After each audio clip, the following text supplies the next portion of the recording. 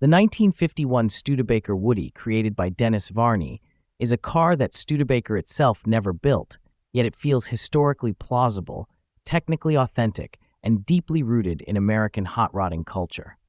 Its story begins with absence. Despite Studebaker's early heritage of building wooden wagons and its experiments with wagon prototypes in the late 1940s, the company never produced a post-war wood-bodied wagon until 1954, and never a Woodie in the Champion line at all. The idea of a 1951 Studebaker Woodie existed only in sketches and imagination. That gap was filled decades later through a long and complex custom build. The project originated with Doug Carr of Wood & Carr, known as the King of Woodies, who envisioned a fastback wood-bodied Studebaker as a rolling showcase for his craftsmanship. Using Tom Taylor's design sketches, a standard 1951 Studebaker sedan was converted into a fastback configuration. Steve Davis handled major metalwork, forming the rear fastback structure, stretching the rear fenders by 18 inches, chopping the roof by 2.5 inches, and integrating custom taillight housings. A steel roof substructure and reinforced door frames were engineered beneath the wood to ensure rigidity and predictable handling.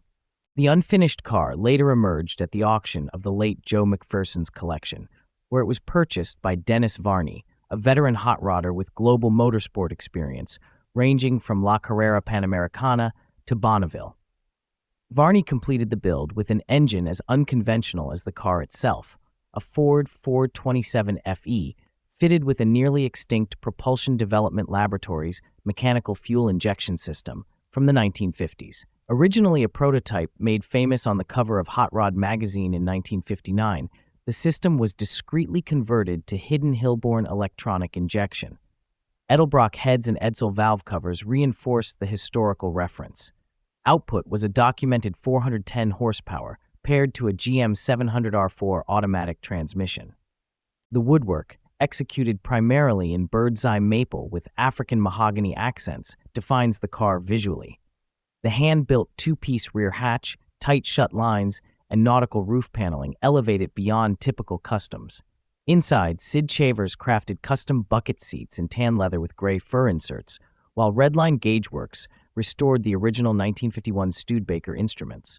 A reproduction 1954 Studebaker steering wheel and period-correct luggage complete the interior. Today, the 1951 Studebaker Woodie stands as a fully realized answer to a question Studebaker never asked. It is not a replica, but a historically informed creation, an orphan car powered by an orphan engine, built with restraint, precision, and deep respect for both design and engineering.